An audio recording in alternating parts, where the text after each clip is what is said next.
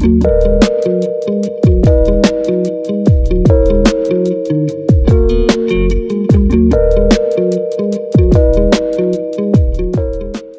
à toutes et à tous. On est vraiment très heureuse de vous présenter ce projet qui est réalisé dans le cadre du service aux collectivités de l'UQAM et qui bénéficie d'un financement PAFARC du service aux collectivités de l'UQAM et qui est réalisé avec deux partenaires, le RQ-CALAC, donc le réseau québécois des centres d'aide et de lutte contre les agressions à caractère sexuel, et plus spécifiquement Mélanie Sarouano, qui est agente de liaison, et qui pourrait nous dire quelques mots sur le RQ-CALAC. Oui, donc on regroupe 26 centres membres, mais il y a plus de CALAC, ça en a une quarantaine. Et la spécificité des CALAC, membres de notre groupement, c'est qu'on est des organismes féministes. On offre des services aux femmes et aux adolescentes 14 ans et plus. Et on a 3 volets d'intervention. Donc, on fait le soutien direct auprès des victimes, l'accompagnement judiciaire, l'accompagnement médical, on fait l'accompagnement dans tous les besoins, mais on offre aussi le soutien aux proches. On fait de la prévention aussi dans les écoles secondaires, dans les cégeps, dans les universités. On fait de la sensibilisation dans nos communautés et auprès des groupes communautaires et tous les acteurs qui nous invitent. Et notre 3e volet, c'est la lutte et la défense de droits. Donc, on a plusieurs occasions pendant l'année pour se mobiliser et essayer de faire changer les choses, surtout au niveau politique, mais aussi collectif. Et donc, on a notre journée d'action contre la violence sexuelle faite aux femmes, les 12 jours d'action pour l'élimination de la violence faite aux femmes, le 8 mars, et donc on a plusieurs occasions pour se mobiliser. Puis essentiellement, on ne fait pas de la psychothérapie, on fait vraiment de l'intervention et de la relation d'aide. Donc, c'est un petit peu différent qu'un psychologue, en fait. Si vous êtes intéressé, vous pouvez venir me voir après la présentation, puis je pourrais vous donner ma carte ou nos coordonnées pour en savoir plus. D'accord, merci. Et on a un deuxième partenaire qui est le collectif Je suis indestructible, avec sa fondatrice Tania Saint-Jean qui participe au projet et qui malheureusement ne pourra être des nôtres aujourd'hui parce qu'elle avait un décès dans sa famille. Donc on présentera un petit peu plus tard dans le cadre de la présentation le collectif Je suis indestructible. Je voulais aussi présenter les autres membres de l'équipe. Donc moi je suis Christine Toer, Chantal Rousseau et on est toutes les deux professeurs au département de communication sociale et publique, et Rim Benzaza qui fait sa maîtrise à la faculté de communication et qui a travaillé sur le projet aussi. Donc voilà, donc pourquoi est-ce qu'on a décidé de réaliser ce projet sur l'expérience du témoignage en ligne? C'est parce que depuis quelques années, on s'était aperçu qu'on voyait de plus en plus de témoignages arriver sur les réseaux sociaux, et notamment, dans le contexte d'agressions non dénoncées, donc dans le cadre du mouvement. Ces témoignages-là, cette tendance au témoignage en ligne a pris de l'ampleur et elle a surtout gagné en visibilité parce qu'elle a été répercutée aussi dans les médias traditionnels. Donc ça a eu vraiment un impact important. Et au départ, donc en octobre 2014, quand est créé le hashtag Been Raped Never Reported par 2 journalistes, Alexa Zerbasia et puis Sue Montgomery, qui veulent expliquer pourquoi les femmes n'ont pas porté plainte dans le cadre de l'affaire Yann Ghomeshi. Par la suite, on va voir se déployer sur différentes plateformes d'autres témoignages, et avec RIM, on avait mené une recherche pour essayer de voir mais que disent les femmes dans le cadre de ces témoignages, et on se rendait compte que oui, elles parlaient du fait, elles expliquaient pourquoi on ne va pas témoigner, mais elles racontaient aussi beaucoup d'autres choses, et notamment les conséquences de l'agression sur leur parcours, comment est-ce que les difficultés qu'elles avaient rencontrées à le dévoiler à leur entourage, à retrouver du support dans leur entourage. Donc ça allait bien au-delà du fait d'expliquer pourquoi on n'avait pas dénoncé. Donc si ça vous intéresse, vous pourrez aller voir les résultats de cette recherche-là. Et donc on avait analysé un corpus en fait tiré de la version française du hashtag, donc agression non dénoncée, qui a été créé par la Fédération des femmes et qui s'est alliée au collectif Je suis indestructible. On avait aussi analysé le contenu de la page Facebook, etc. Mais ce que l'on veut vous présenter aujourd'hui, c'est les résultats d'une recherche où là on a essayé de comprendre qu'est-ce que ça représente, qu'est-ce que c'est l'expérience de témoigner en ligne. Donc on a pu voir ce qui se disait, qui témoignait, quel type de soutien collectif se jouait en ligne, mais qu'est-ce que ça apporte aux femmes. Alors, il y a déjà l'étude du témoignage d'agression à caractère sexuel. Il ne vient pas, il n'émerge pas avec Internet. Il existe avant, il y avait déjà des travaux, notamment les travaux de Plummer, qui va insister, donc qui s'inscrit dans une perspective interactionniste et qui va insister sur l'importance de prendre en compte le contexte dans lequel se situe le témoignage de l'agression.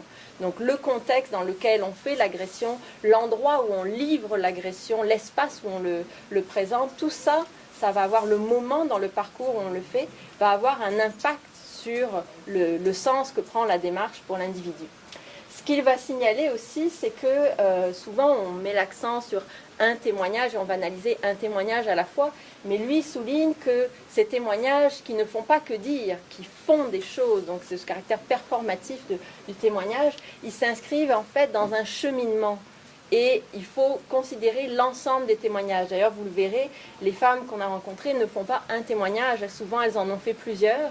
Et lui, il invite à prendre en compte l'ensemble de ces témoignages parce que ces témoignages, en fait, comme l'expliquait Violaine Guérin, qui a fait une conférence dans cette salle, d'ailleurs, il y a à peu près un mois, sur l'expérience traumatique liée aux agressions à caractère sexuel, elle montre que c'est vraiment un éclatement du soi, l'agression. Et donc, la mise en récit, c'est la capacité d'aller finalement chercher tous ces éclats de mémoire et puis de les inscrire dans une certaine cohérence pour essayer de retrouver une cohérence du soi. Donc, le récit va être nécessaire et va participer de la reconstruction de l'identité. Par contre, c'est un récit qui est toujours en construction, jamais figé, très très fluide, et c'est pour ça que quand on s'étonne que le discours des femmes, quand elles rapportent une agression ou quand elles témoignent, ne soit pas exactement le même, c'est normal, c'est parce qu'elles revisitent ce récit et qu'elles le reconstruisent à chaque fois.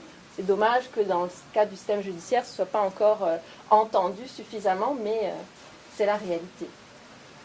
Alors, des études sur le témoignage en ligne proprement dit, il y en a très peu.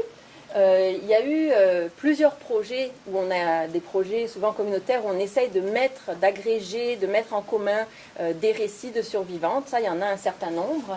Mais des travaux qui analysent vraiment le témoignage en ligne, il n'y en a pas beaucoup. On en a trouvé deux.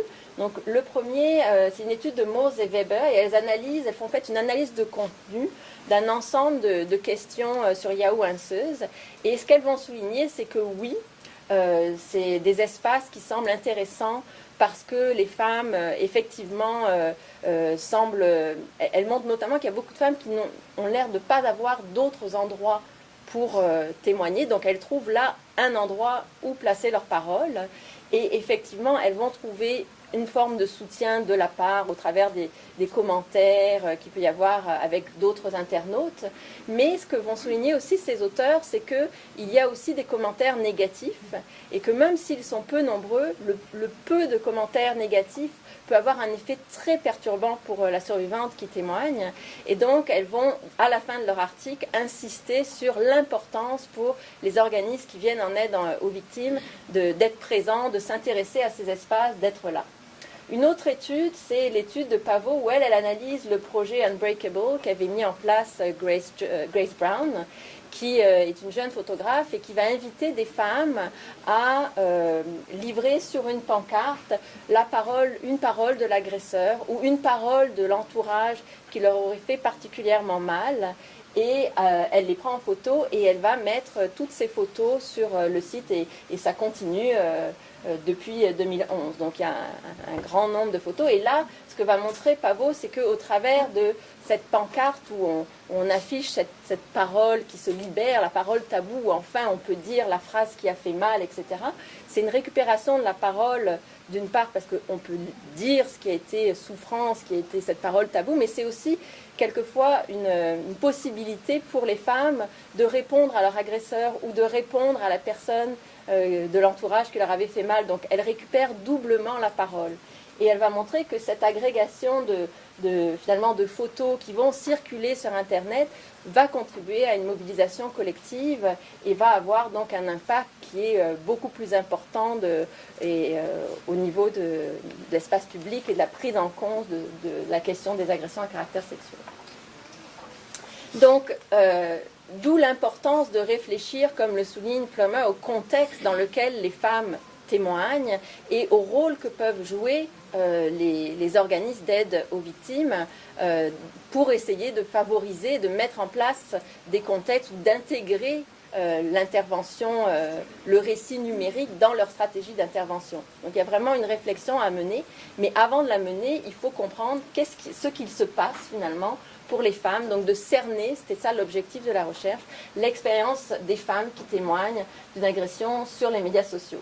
Alors on s'est vraiment inscrit dans la perspective de Plummer en voulant, et puis qui a beaucoup de liens avec la sociologie des usages, essayer de voir vraiment comment ça se passe, donc documenter les formes, dans quels espaces, sur quelles plateformes elles vont témoigner, est-ce qu'elles sont aidées, quelles sont les conditions de production du témoignage, comment elles s'approprient les différentes plateformes, est-ce que les dispositifs techniques vont ouvrir des possibilités de faire des choses ou au contraire les contraindre, comment est-ce qu'elles conjuguent avec ces dispositifs, voir leur motivation aussi, qu'est-ce qui les amène à témoigner, et quel sens ça prend dans leur parcours. Donc vraiment regarder les significations du témoignage et regarder les conséquences qu'elles peuvent associer à cette démarche.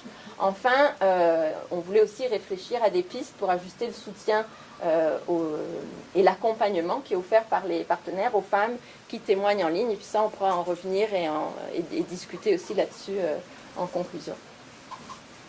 Alors en termes de méthodologie, on a procédé par une approche qualitative, parce qu'on voulait donner la parole aux femmes, par entretien semi-dirigé, qui était donc centré sur la démarche du témoignage. On partait, d'ailleurs, notre question de départ, c'est comment êtes-vous arrivé à ce témoignage, et on partait de là. Et on a fait des entretiens donc en 2016 qui pouvaient être réalisés en face à face ou par échange de courriel. Vous verrez plus tard comment ça se répartit, avec les thèmes de relance qui sont les thèmes, nos grandes questions de recherche. Donc notre échantillon, on a essayé de recruter des femmes de 18 ans et plus qui avaient témoigné dans les 2 dernières années. Donc c'est sûr que le mouvement agression non dénoncée faisait partie du contexte dans lequel elles ont témoigné et revient à plusieurs reprises, vous le verrez. Et on les a recrutées via les réseaux sociaux, donc via les plateformes de nos partenaires, qui renvoyaient vers une annonce sur le site de ComSanté. Donc notre échantillon, on a un petit échantillon finalement. Au départ, on a eu 26 personnes qui nous ont contactés par courriel, qui voulaient et qui commençaient déjà même à nous raconter l'histoire de leur témoignage. Mais quand on commençait à vouloir discuter autour du consentement et leur présenter qu'elles signent le consentement, souvent ça a été un frein, notamment la clause qui stipule que s'il y a un risque pour la personne ou pour des personnes de son entourage, on serait amené à briser la confidentialité. Donc ça, c'était une question qui mettait beaucoup de femmes mal à l'aise et qui était difficile à expliquer, notamment dans le cadre d'échanges courriels. Donc ça amène à se poser une réflexion par rapport à comment on mène la recherche dans ce cadre-là. Mais après, on a débuté 14 entrevues, donc 7 en face à face, 4 par courriel, en fait 6 par courriel, 2 ont été interrompus, ça on le sait, par courriel c'est aussi plus difficile quelquefois de garder l'attention parce que c'est facile d'arrêter de témoigner, et 1 par Skype. Et en termes de scolarité, on voit que les participantes qu'on a rencontrées sont plus scolarisées que la moyenne, 8 sur 12 avaient au moins un diplôme postsecondaire, et c'est un biais de sélection qui est peut-être lié au fait de témoigner en ligne, mais qui est aussi lié au fait de se sentir à l'aise, de venir participer à une recherche qui est universitaire, etc., qui met forcément certaines barrières. Donc maintenant, Chantal va vous présenter les résultats de la recherche. Des résultats qui sont quand même très en belle continuité finalement de ce que la littérature a pu révéler par ailleurs. Donc, d'abord, les femmes qui participaient sont à l'aise avec les médias sociaux. C'est quelque chose, donc elles sont dans la continuité de ces médias sociaux-là. Et il y a eu énormément de variété dans les formats des témoignages. Donc on a 12 participantes, mais on a tenu compte, Rim, rappelle-moi le nombre, de 27 témoignages en lien finalement avec finalement leur participation en ligne. Oui, ça c'est l'association étudiante qui est à côté, donc on voit que c'est vivant. Mais une grande variété également, c'est-à-dire des témoignages parfois de 140 caractères et des témoignages parfois de 20 minutes sur une plateforme YouTube. Les mêmes personnes utilisaient aussi une variété de formats dans leur contribution, dans leurs paroles en ligne. Et ce qu'on a également, c'est un système de référencement, c'est-à-dire c'est la toile. Donc, à partir de là, vous déposez quelque chose, mais vous allez envoyer sur, par exemple, agression non dénoncée, un témoignage que vous allez relayer par votre page Facebook. De votre page Facebook, vous allez aussi renvoyer peut-être à un autre site. Et donc, tout ça, finalement, s'interrelie. Je sais que des participantes qui sont venues en ayant témoigné sur autre chose avaient reçu, pourquoi vous n'auriez pas sur Je suis indestructible dans les commentaires de leur page Facebook. Et donc, ça se construit beaucoup de cette manière-là. Donc ici, c'est un peu les données. Donc, une grande variété de plateformes utilisées. Les femmes témoignent là où elles sont déjà actives, donc dans des espaces naturels de parole. Et les témoignages sont relayés. On a une ventilation ici, mais on n'ira pas dans le détail. Ce qui est étonnant, c'est qu'une des raisons pour lesquelles on a fait le choix de la double modalité, c'est-à-dire l'entretien en face à face ou l'entretien en ligne, c'est qu'on s'est dit qu'en ligne, sans doute, ça permettait aux personnes de plus facilement rester anonymes. Donc, la notion de pouvoir garder cette espèce de protection par rapport à ce qu'on livre. Et on se rend compte que parmi les 26 ou 27 témoignages en ligne qu'on a retenus, 6 seulement sont réellement anonymes. Donc, et c'est pas toutes les participantes, en fait, peut-être 2 participantes pour qui c'était quelque chose de vraiment très important.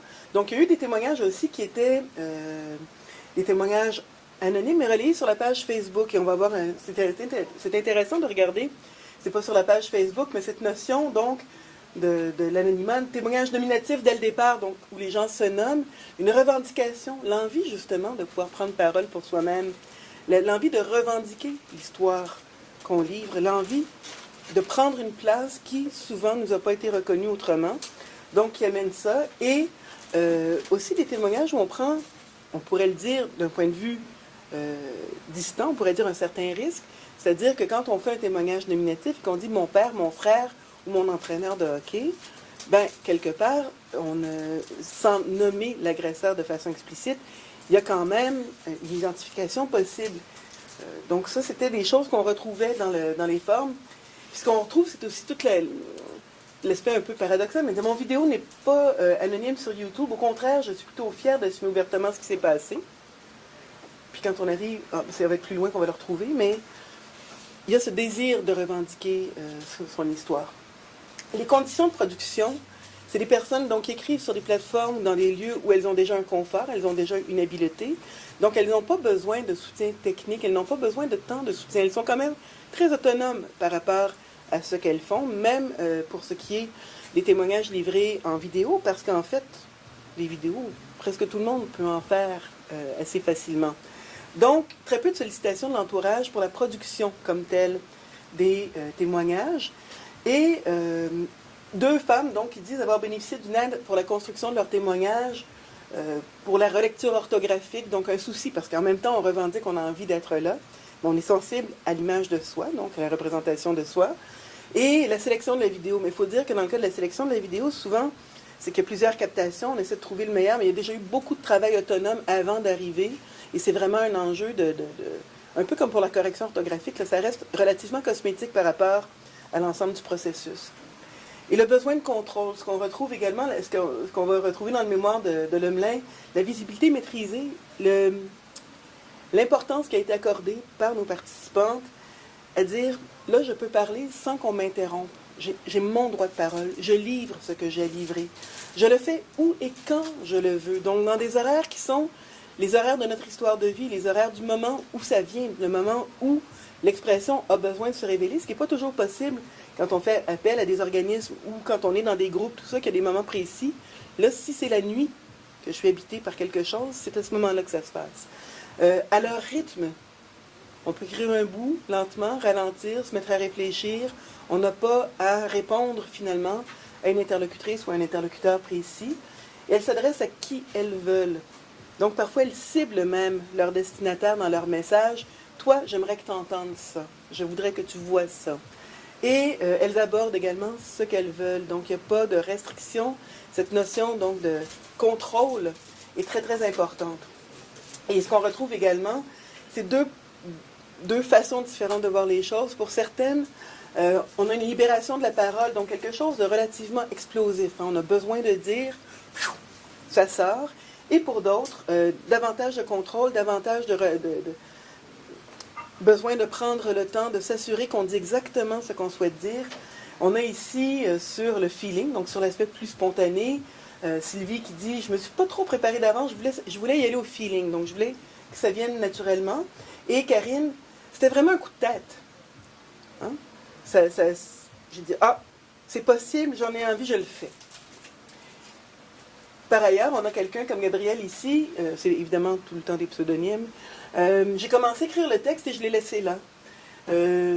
Ensuite, après un certain temps, je l'ai proposé à ma partenaire, c'est sur un blog en l'occurrence, je lui ai demandé d'attendre avant de le publier. Donc, c'était comme un deuxième lieu de dépôt, de réflexion sur les choses. Et finalement, elle devait réfléchir à si elle voulait se lancer, se dévoiler pour vrai. Puis après un moment de réflexion sur ses objectifs, là, elle en a parlé à son conjoint. Donc, on voit là, qu'il y a vraiment un processus par étapes et il y a une importance qui est accordée à ce moment particulier de révélation. Les témoignages, quelle signification les témoignages ont en ligne? On va avoir beaucoup de témoignages qui s'en viennent dans les diapositives suivantes. Mais le sens va varier. Ben, ça, c'est ce que Christine disait tout à l'heure et ce qu'on retrouve dans la littérature.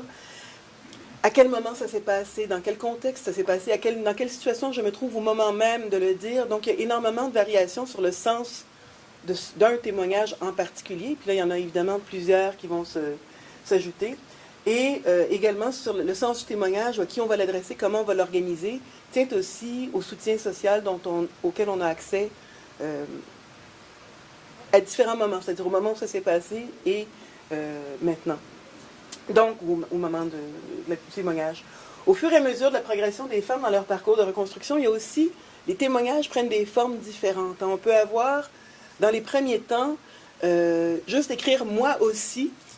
Quand c'est la première fois, ça paraît énorme. Alors, on dit, pouvez-vous nous transmettre vos témoignages en ligne des 2 dernières années pour qu'on voit à peu près. Et puis, on se retrouve avec moi aussi.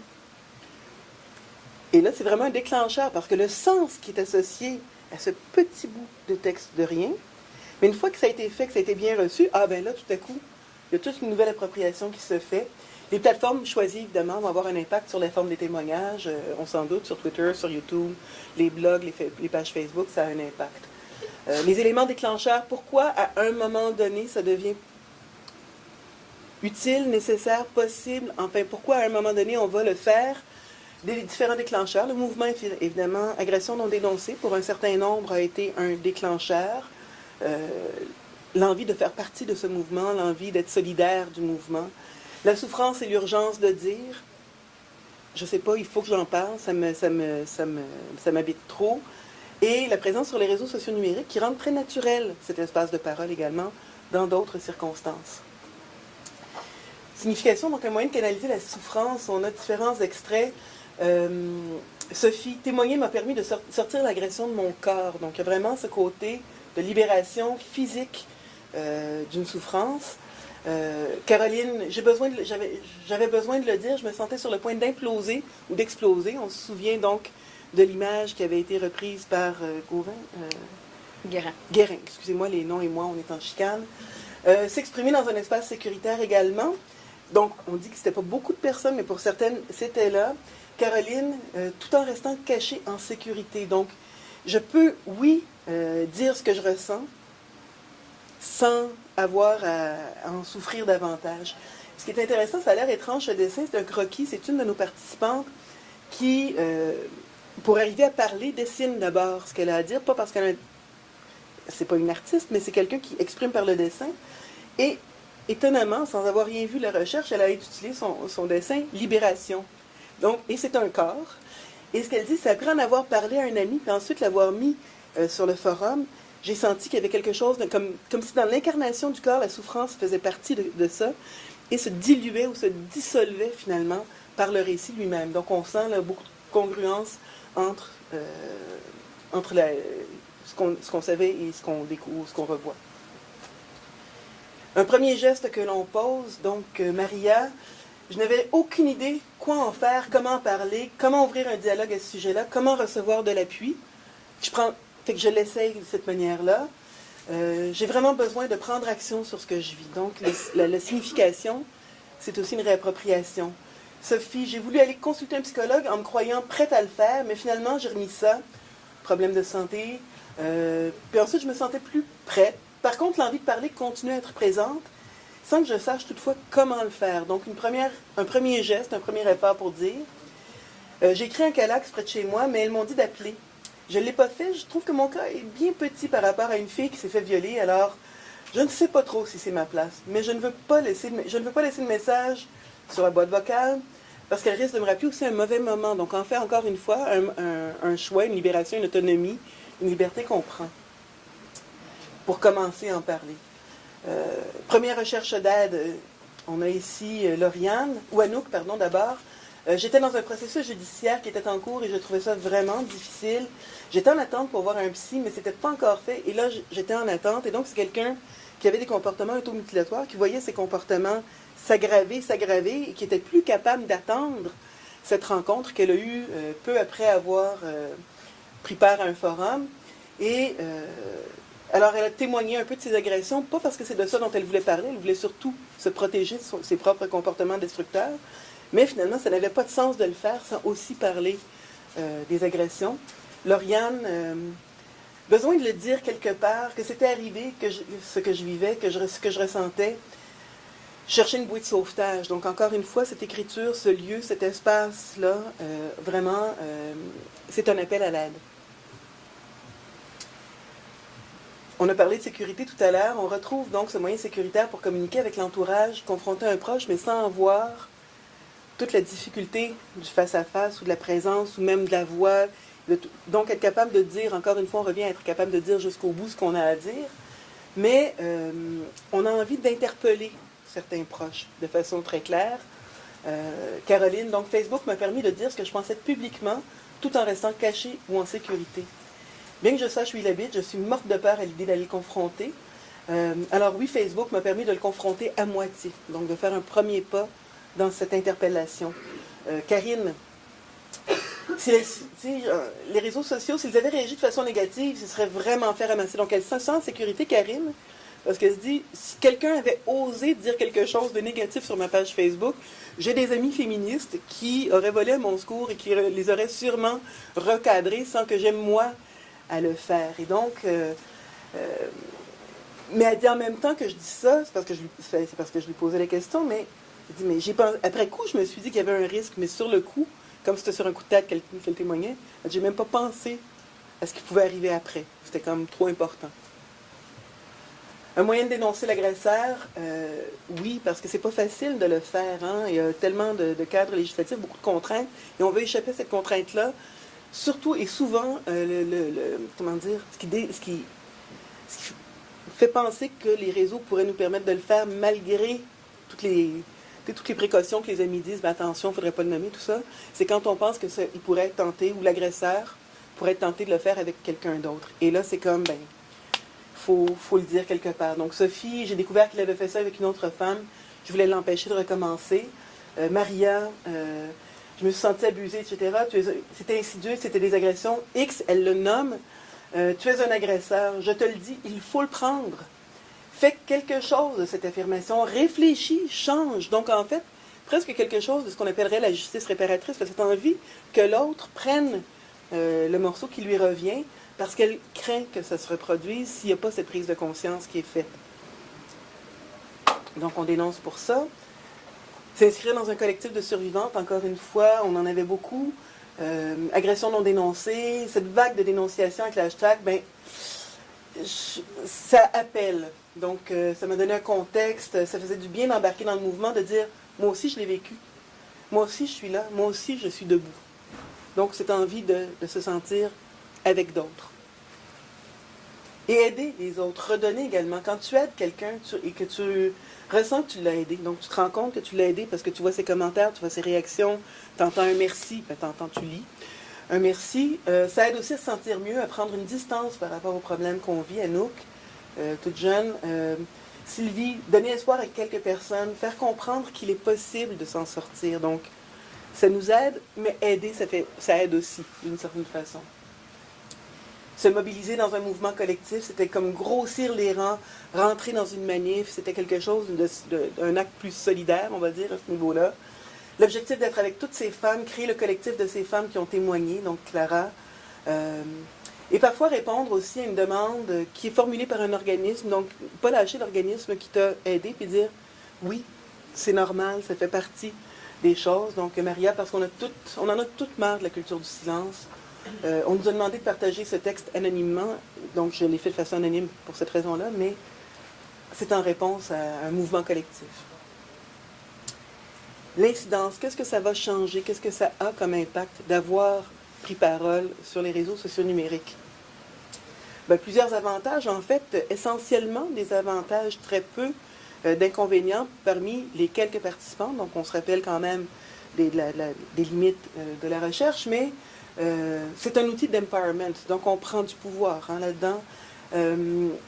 Les avantages, le plus souvent mentionné, c'est au niveau individuel. C'est sûr qu'on sent les avantages collectifs, mais on le fait beaucoup pour soi et on ressent beaucoup le bien que ça nous fait à nous, individuellement.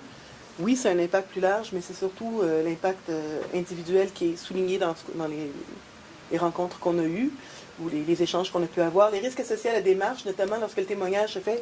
Donc ça aussi, c'est-à-dire qu'il y a peu de témoignages qui identifient les agresseurs. Cela dit, quand il y a identification des agresseurs, ça n'a pas de valeur statistique, mais on a remarqué que les personnes qui avaient fait ça ont eu plus d'impact négatif à gérer dans la suite, finalement, de leur prise de parole. Donc, le soutien social, avoir le support de tout le monde, c'était incroyable, c'était pas attendu.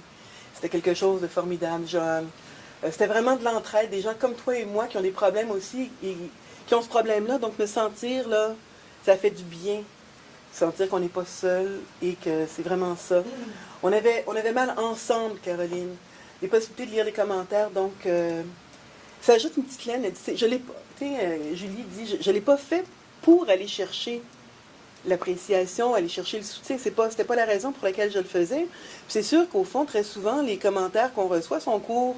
Bravo, t'es courageuse. C'est juste un like des fois. Mais c'est vraiment comme une petite laine qu'on se met sur les épaules. Et envie de la laisser parce qu'au fond, on ne sent pas de risque à le faire.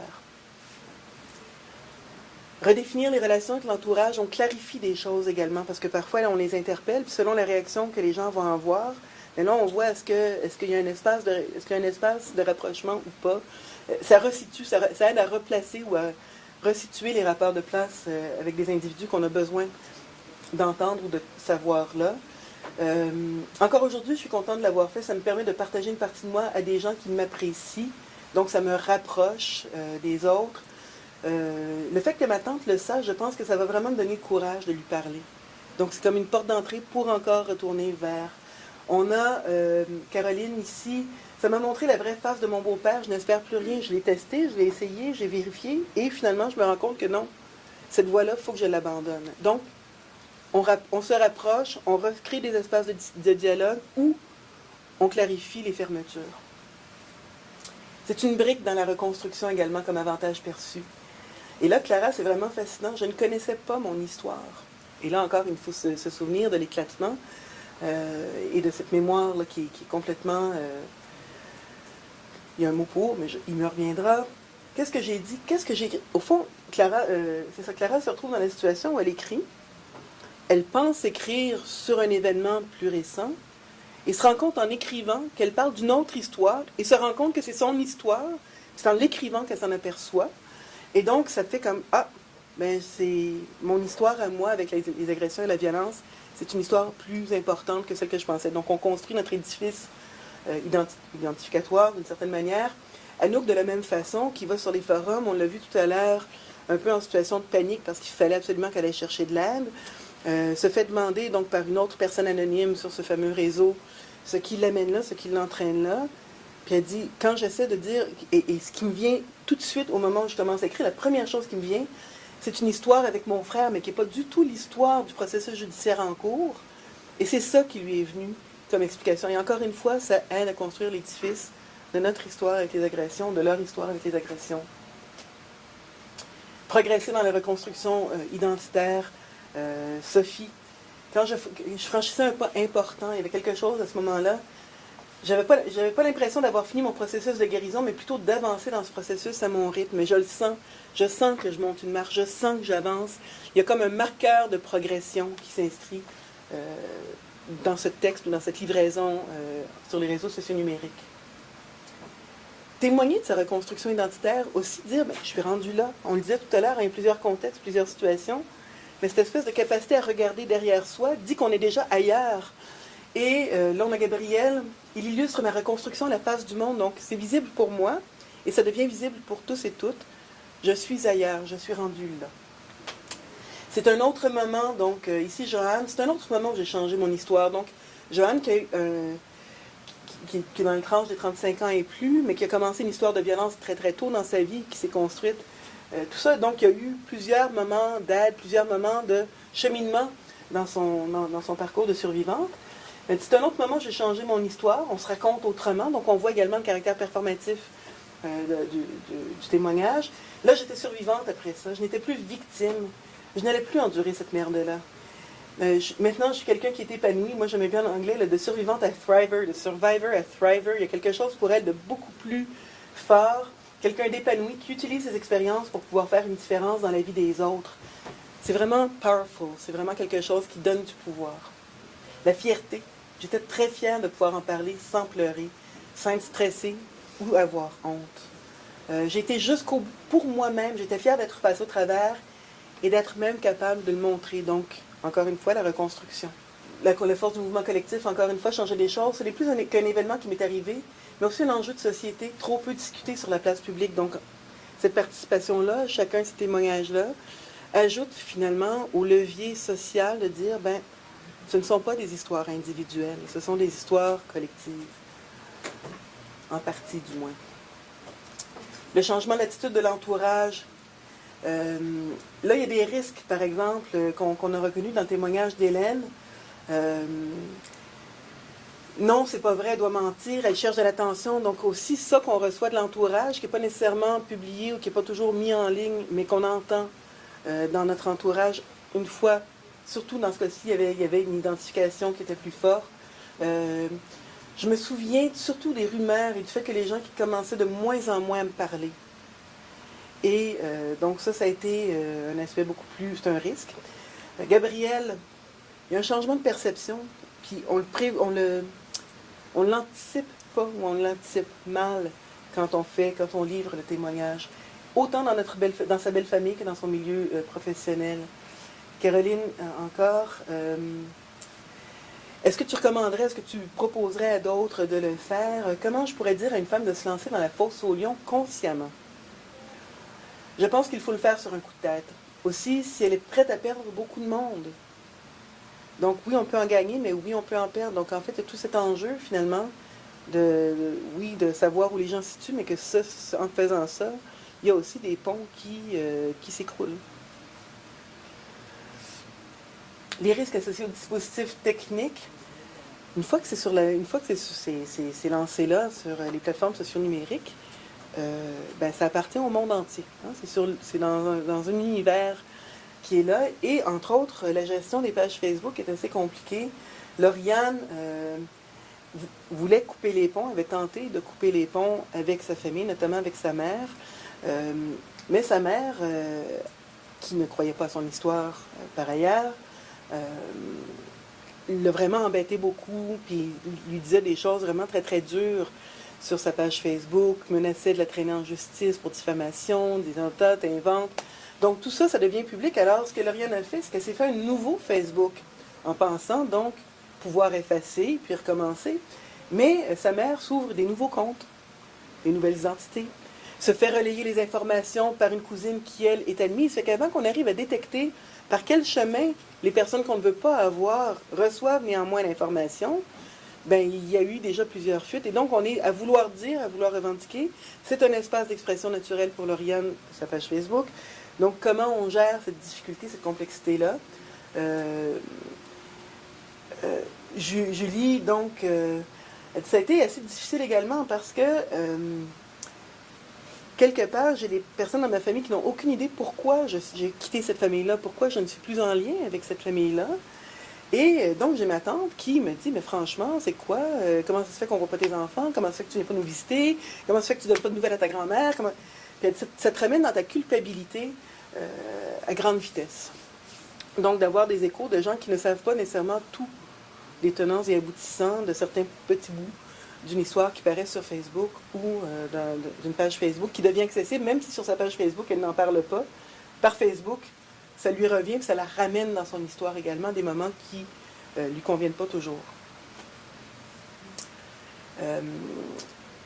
Les commentaires, pour celles qui ont participé sur le mouvement Agression non dénoncée, des commentaires qui sont aliénants. Donc, c'est pas juste ce qu'on lit par rapport à nos propres témoignages, mais c'est ce qu'on lit tout court. Hein, c'est tous ces commentaires difficiles, aliénants, durs, qu'on doit aussi, et qui nous chavirent complètement. Donc, pour Clara, c'est vraiment quelque chose qui lui brise l'âme de voir tout ce qui peut se dire de méchant. Et le caractère volatile également, qui est une sorte de... On espère que les choses, au fond, on disait, on s'inscrit dans le mouvement collectif parce que c'est une histoire collective, tout ça, on veut que ça prenne de l'ampleur, on pense mettre du poids sur un levier qui va amener un mouvement, puis finalement, les nouvelles sur les réseaux sociaux numériques passent à grande vitesse. Les engouements s'éteignent beaucoup plus vite qu'ils ne naissent. Et donc, ça, il y a quelque chose également dans cet essoufflement-là qui est un peu décourageant, qui est un peu dur aussi. Le risque de perdre la maîtrise également. Autant on a dit qu'on revendiquait une certaine maîtrise, une certaine appropriation.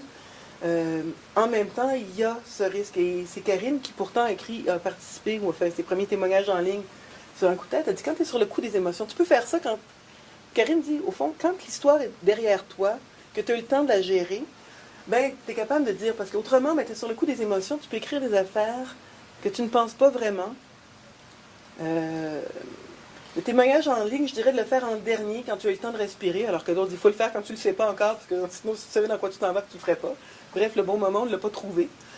Pour dire aux gens, je m'en suis sortie, on peut s'en sortir. Et là, ce que Karine ressent par rapport à cette maîtrise de son histoire, c'est de se dire, si j'en dis un peu, mais pas assez, si je le dis à un moment où je ne suis pas très au clair, moi, sur ce que je veux, où je suis, puis comment je me situe dans mon histoire, il y a des gens qui vont me poser des questions.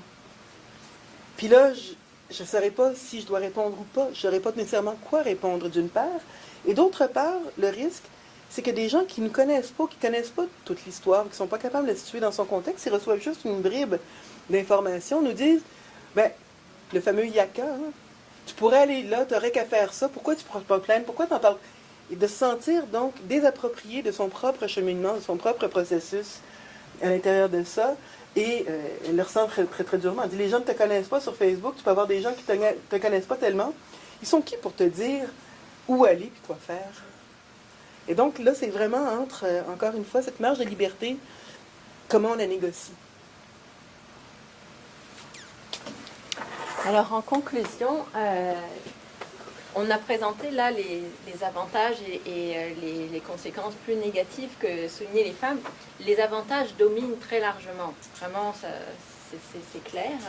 Et l'avantage principal, c'est vraiment ce sentiment de contrôle, donc cette visibilité maîtrisée que les femmes vont avoir sur le témoignage, avec l'idée de, à la fois, je contrôle ce que je dis, je peux le dire à qui je veux, je peux contrôler. Donc l'idée aussi qu'on est dans un espace public, mais avec cette idée que c'est une communication privée quelque part qui se joue dans un espace public. Elles ont quand même le sentiment que ces espaces où elles communiquent sont des espaces clos, même s'ils sont très ouverts, etc. Et ça rejoint un peu ce que disait Dominique Cardon, que vraiment les espaces, même si les espaces sont connectés pour eux, beaucoup de femmes disent qu'elles ont le sentiment de communiquer dans un espace qu'elles maîtrisent. Donc ça, c'est un des avantages très importants. Et c'est assez différent, par exemple, des études qu'a fait Marianne Engue-Mensah sur les personnes qui vivent avec le VIH et qui témoignent, et qui vont beaucoup témoigner dans les médias traditionnels. Et là, qui vont voir qu'ils ont vraiment le sentiment de perdre le contrôle sur leur récit, qui va être reconstruit, on va le couper, on va finalement, on leur annonce une entrevue, mais on ne leur pose pas la question qu'on avait décidé qu'on allait leur poser. Donc finalement, par rapport au fait de témoigner dans les médias traditionnels, elles disent là, on a vraiment le contrôle. Et même cette idée de contrôle avec Facebook, c'est de dire, c'est un peu comme si je pouvais asseoir tout le monde et puis leur dire, là maintenant vous allez m'écouter une fois pour toutes, puis je choisis quelles personnes vont pouvoir recevoir le message. Donc là, ce contrôle, il se trouve par rapport aux médias traditionnels, par rapport aussi au dévoilement qu'on pourrait livrer à l'entourage, donc, ou dans le cadre de dénonciation à la police ou à la justice. Autre aspect qui ressort, c'est que comme on l'a souligné plusieurs fois, comme Chantal l'a souligné, l'anonymat du témoignage en ligne n'est pas un enjeu pour les femmes. Vous avez vu, il y a très peu de femmes finalement qui l'ont fait de manière anonyme. Et même la mention du nom de l'agresseur ne serait pas tant que ça un enjeu pour... les préoccupations à l'égard des traces qu'on laisse, même les femmes disent « je veux pouvoir y revenir ». C'est vrai qu'il y en a certaines qui l'ont mentionné dans les risques, mais de manière générale, elles disent « c'est important que je puisse revenir à ce témoignage parce que justement, il jalonne mon parcours et je peux le revisiter, etc. » Donc, elles le voient un peu comme une archive. Certaines disent « je vais toujours laisser ma parole là, je vais toujours venir la rechercher ». Mais en même temps, elle ne se préoccupe pas des risques qui peuvent être aussi associés au fait que ces traces laissent. Par exemple, une jeune fille qui fait une vidéo où elle explique qu'elle a été abusée par son père pendant des années, que quand il a été en danger de mort, finalement, elle a plus ou moins insisté, etc. Donc, il révèle tout ça en ligne et qu'il le laisse en ligne sur YouTube avec le sentiment que je l'ai diffusé seulement aux personnes à qui je voulais l'envoyer, mais c'est sur YouTube. Et on sait que maintenant, les personnes qui vont faire des embauches, les ressources humaines vont faire des recherches, etc. Donc, ces témoignages-là sont accessibles et ça aussi, ce sont des risques. Par contre, les enjeux pour l'intervention, donc pour les organismes qui offrent de l'aide aux victimes, c'est que ce besoin de parler, il est sans fin et que ces plateformes, elles répondent à un besoin vraiment pour les femmes, et notamment parce qu'elles peuvent être mobilisées à n'importe quel moment, quand les femmes sont disponibles, quand elles sont prêtes pour dire le petit peu qu'elles ont à dire, en dire plus. Donc ça répond vraiment à certaines fonctions.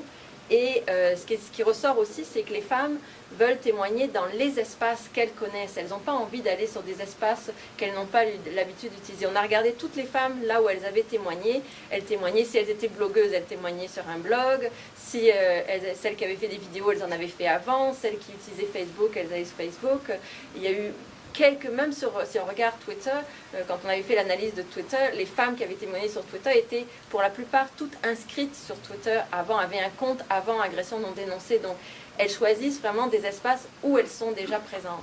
Ce qui veut dire que pour les organismes, si on veut offrir la possibilité du témoignage en ligne, il faut pouvoir offrir justement cette variété d'espaces, mais aussi pouvoir conseiller sur les spécificités et ce qu'ouvrent et les risques et les potentiels de chacun de ces espaces. Donc bien les connaître, évidemment. Une autre chose aussi, c'est qu'on le voit pour plusieurs femmes, le témoignage en ligne, c'est un premier pas, c'est une première démarche pour la recherche d'aide, etc. Donc, ça serait important pour les organismes d'être visibles sur ces espaces-là pour justement qu'il puisse y avoir le cheminement vers d'autres ressources avec toute la problématique de l'accessibilité des ressources, du financement, etc. Mais en même temps, on voit que c'est pas si facile non plus d'aider les femmes à faire le pas entre cette communication en ligne et d'autres ressources. Parce que quelquefois, le pas, il leur semble grand, comme l'expliquait une des femmes. Les calacs, je sentais que mon cas n'était pas assez important pour pouvoir aller vers les calacs, je n'osais pas laisser un message, etc. Donc finalement, je témoigne en ligne où je ne me sentais pas prête pour aller faire une psychothérapie, donc je témoigne en ligne. Mais comment, finalement, il y a vraiment une réflexion, comment on arrive à favoriser le passage. Ce qui est important aussi, c'est par rapport aux risques qui ont été mis en évidence, c'est que avoir des espaces d'interaction sécurisés où les femmes finalement, où il y a moins de risques de témoignages négatifs, serait vraiment important. Alors, avec toute la difficulté les femmes veulent témoigner là où elles sont, mais comment faire en sorte de leur offrir des espaces où elles sont en sécurité. Évidemment, cette recherche a de nombreuses limites, notamment liées au petit échantillon, au biais de sélection du fait qu'on a des femmes qui sont scolarisées, qui sont prêtes à participer à la recherche, qui sont actives déjà sur les médias sociaux. Donc on voit qu'on répond à une certaine clientèle de femmes. Et finalement, tout comme ça a été dit pour les témoignages, par exemple, de personnes vivant avec le VIH, c'est un privilège de pouvoir témoigner en ligne. Et ce n'est pas tout le monde qui a cette capacité de pouvoir témoigner en ligne. Alors il faudrait, dans le cadre de la recherche, pour mieux creuser, essayer de recruter des femmes qui sont moins scolarisées ou d'autres profils de femmes, notamment on avait pensé à des personnes s'identifiant comme femmes. Donc ça serait des choses à poursuivre pour essayer de voir, est-ce que ça peut être une option ou est-ce que c'est intéressant d'amener les gens vers le témoignage en ligne ou pas. Donc ça c'est à creuser. Pour le moment, on voit que pour ces femmes qui sont scolarisées pour la plupart et qui sont présentes, c'était une option. À voir, est-ce que ça pourrait s'étendre. En parlant justement des espaces sécurisés, on voulait vous présenter juste quelques espaces que Rine va vous présenter. Parfait. Donc, excusez-moi, je m'installe. Ok. Donc, je vais vous présenter quelques espaces en ligne. Ce sont des projets collaboratifs et des espaces collectifs centrés sur les agressions à caractère sexuel et qui encouragent la prise de parole en ligne. Ce sont 3 projets multiformes. Je suis indestructible, The Voices and Faces Project et le projet Pandora. Donc, le premier, je suis indestructible. C'est un organisme sans but lucratif fondé en 2013 par Tania Saint-Jean qui n'a pas pu être parmi nous aujourd'hui justement. Donc je vais présenter un peu l'organisme. C'est une initiative qui a été inspirée du projet Unbreakable de Grace Brown qu'on a pu voir dans l'étude en début de la présentation. C'était un espace en ligne qui était sur Tumblr où des femmes et des hommes pouvaient partager une photo d'eux en guise de témoignage. Donc ce projet-là valorise vraiment le médium photographique. Pour ce qui est de Je suis indestructible, c'est une approche d'empowerment des survivantes qui encourage les utilisateurs à s'approprier leur expérience de témoignage. Donc il y a une multitude de formes d'expression qui sont privilégiées, comme le dessin, l'écriture, la peinture, des collages, des vidéos. Et donc c'est un espace collectif en ligne qui promeut l'expérience du témoignage comme exutoire. Donc la plateforme principale que vous pouvez voir à l'écran, c'est sur Tumblr. Pour déposer un témoignage, l'utilisateur envoie son témoignage, son œuvre aux modérateurs du site qui vont par la suite lui conseiller l'anonymat et le partager sur le fil de publication, sur le fil d'actualité de Tumblr. Et il y a le même fonctionnement sur leur page Facebook. Donc ils ont aussi leur projet est aussi sur une page Facebook. En ce qui concerne la consultation des publications, les groupes ne sont pas fermés, donc c'est-à-dire que tout le monde peut lire les témoignages qui sont sur Tumblr et sur la page Facebook. Mais ce qui est intéressant avec Je suis indestructible, c'est qu'ils offrent un espace privé, en fait un safe space sur Facebook. C'est un espace de support entre pairs qui n'est pas accessible et il faut y être inscrit pour pouvoir y participer. Un dernier point au sujet de Je suis indestructible, c'est la création du mouvement Agression non dénoncée, lancé en novembre 2014 en collaboration avec la Fédération des femmes du Québec. Des milliers d'hommes et de femmes se sont dévoilés sur Twitter et sur Facebook en utilisant ce mot-clic rassembleur. Un deuxième projet multiforme qui est dédié aux survivants et survivantes d'agressions sexuelles, c'est The Voices and Faces Project. C'est un organisme à but non lucratif basé à Chicago et qui est fondé en 2011 par l'écrivaine Anne Karim et la photographe Patricia Evans. Donc elles sont toutes deux survivantes de viol. Leur mission était de créer un safe space pour que les survivants puissent partager leurs noms, leurs visages et leurs histoires. D'ailleurs, les histoires et photos de 5 personnes ont été publiées lors du lancement de leur site web. Qui a eu plus de 2 millions de vues dans les 2 premiers mois de son existence. Donc vraiment, ils sont axés sur le témoignage Et c'est un témoignage qui est non anonyme. L'anonymat n'est pas un prérequis pour partager son témoignage. The Voices and Faces Project mise sur une variété de projets créatifs. Il propose des ateliers d'écriture qui sont en tournée. Leur atelier d'écriture est intitulé The Stories We Tell. Il n'est pas à l'écran. Donc c'est The Stories We Tell. Ils sont en tournée, puis ils sont passés 2 jours au Canada sur l'île du Prince-Édouard. Ils ont 2 expositions photos. Ils ont publié un ouvrage contenant plus de 18 témoignages. L'ouvrage est intitulé Lived Through This. Ils publient aussi un magazine intitulé Leap. Ce magazine contient des témoignages des ateliers d'écriture. Donc vous pouvez le voir tout à fait à gauche, Leap. Ils produisent aussi différents médias. En fait, ils produisent un film, un documentaire, une pièce de théâtre et un album bénéfice, ainsi que des concerts bénéfices. Dans le cadre du Voices and Faces Project, comme je vous ai dit, l'anonymat n'est pas requis et plusieurs témoignages issus des ateliers d'écriture sont disponibles sur leur site web. Le dernier exemple que je vais vous proposer, c'est une plateforme de soutien entre pairs lancée par le projet Pandora. C'est un organisme à but non lucratif aussi basé aux États-Unis. Leur projet est composé d'un site web, d'une page Facebook et d'un forum. Sur le site web, les usagers ont accès à une bibliothèque en ligne. Plusieurs articles issus de cette bibliothèque sont écrits par des survivantes qui vont promouvoir les bienfaits de la prise de parole en ligne et aussi donner des conseils sur comment témoigner de manière sécuritaire. Le forum intitulé l'Aquarium de Pandora, vous voyez juste ici, Pandora's Aquarium, l'Aquarium de Pandora, c'est un groupe de soutien entre pairs pour les survivantes d'agressions sexuelles et les personnes qui les soutiennent. Donc des aidants et des alliés peuvent s'inscrire aussi à ce forum-là. Le forum est donc aussi dédié aux utilisateurs de 16 ans et plus et comprend un service de messagerie instantanée et des blogs. Donc c'est un forum multiforme. Lors de ma dernière consultation du forum, j'avais identifié 35 modérateurs, donc c'est un grand nombre. Ce sont tous des survivants d'agressions sexuelles.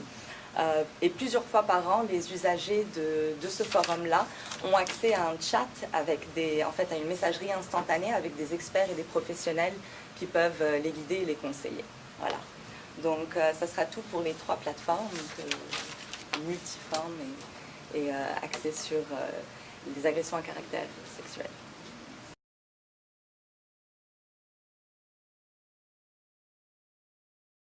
Maintenant, on aimerait avoir vos commentaires et vos... Oui? En fait, c'est très intéressant parce que je suis en train de recueillir des témoignages par rapport au passage dans le système judiciaire des femmes qui sont dans nos CALAX,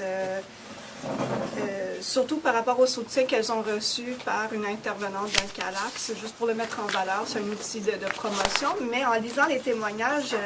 Hier, en fait, il y a énormément de liens, puis je vous le dis en même temps, avec les témoignages en ligne. Par exemple, ce qui revenait souvent dans les témoignages que j'ai lus hier, c'est justement le fait de passer par le système judiciaire, de porter plainte pour avoir une reprise de pouvoir sur sa vie, puis d'être fier de l'avoir faite, parce que je pense que je vous apprends rien en vous disant que passer par le système judiciaire quand on est victime d'agression sexuelle, ce n'est pas facile. Donc ça, c'est revenu souvent. Et dans aucun des 10 témoignages que j'ai lus qu'on a parlé de vengeance envers son agresseur, c'est vraiment un parcours personnel pour la victime. Ils ont plusieurs raisons, mais la première, c'est vraiment cette reprise de pouvoir le dire publiquement, de valider son agression, comme quand la plainte est retenue, quand le procureur décide d'amener la plainte dans le système judiciaire, ça valide l'agression. Ça veut dire qu'on reconnaît qu'on est victime. Ça, c'est quelque chose qui fait partie du parcours de la victime. Responsabiliser l'agresseur. Donc, souvent, la peine est secondaire, même si, en tant que féministe, on revendique des peines plus sévères, mais pour la victime, souvent, pas toujours, la peine est secondaire. Juste le fait que l'agresseur soit reconnu coupable, c'est suffisant. Aussi, les désavantages, c'est comme c'était dit dans la recherche, identifier les personnes sur lesquelles compter. Dans plusieurs témoignages, la plupart sont victimes d'inceste et reçoivent un rejet de la famille. Donc, ne sont pas crus par la famille, sont rejetés. Il y a un refus. Donc, ça, c'est un autre des désavantages de passer par le système judiciaire ou dénoncer publiquement son agresseur. Et aussi, je fais des parallèles. Quand on parle de soutien social, on voit beaucoup ça lorsqu'on offre des soutiens de groupe. En fait, de normaliser notre expérience, de pouvoir dire « je ne suis pas la seule à l'avoir vécu », puis de pouvoir partager des stratégies entre survivantes. Ça, on le voit, vous l'avez vu, on le voit en ligne aussi. Construire son récit, ça c'est un exercice qu'on fait en intervention dans nos CALACS, on appelle ça le récit de vie ou la ligne du temps de notre vie. C'est très important de pouvoir remettre en place tous les événements. Je vous épargne les détails, mais ça a été prouvé scientifiquement que lorsqu'on est victime d'agression, lorsqu'on est victime d'un trauma de cette envergure, on passe par une cascade d'hormones, ce qui est un mécanisme de défense, un peu comme les animaux. Par exemple, un lapin va se figer quand il voit un prédateur arriver. Mais la même chose nous arrive à nous. Et ce qui arrive dans ces cascades d'hormones, c'est qu'il y a des parties de notre cerveau qui se mettent à off pour nous protéger et ça crée des trous dans notre mémoire suite à une agression. On essaie d'utiliser ces informations-là pour sensibiliser la police et le système judiciaire, mais bon, on n'est pas rendu là. Donc, on le voit que le récit de vie peut aider à remettre ces morceaux du casse-tête en place. Et voilà. Puis le dernier parallèle que je voulais faire, c'est ça, que le problème d'accès aux ressources qui avait été mentionné en conclusion, en fait, c'est très, très difficile pour une victime d'aller chercher de l'aide. Je suis en train de faire nos statistiques annuelles, donc de l'année qui vient de passer. Puis, c'est au moins 50% des victimes qui vont attendre 20 ans et plus avant d'aller chercher de l'aide. Donc, c'est pas quelque chose qui est incohérent avec ce qu'on voit dans nos CALACS. Donc, je trouvais ça très intéressant, après avoir lu mes témoignages hier, de faire le parallèle avec les témoignages en ligne. Puis, il y aurait peut-être, là, je te l'annonce, quelque chose à faire dans ce sens-là pour faire une suite à cette recherche, de voir la prise de parole et tout ça. Mais bref, je trouvais ça très intéressant comme constat. Merci, Mélanie.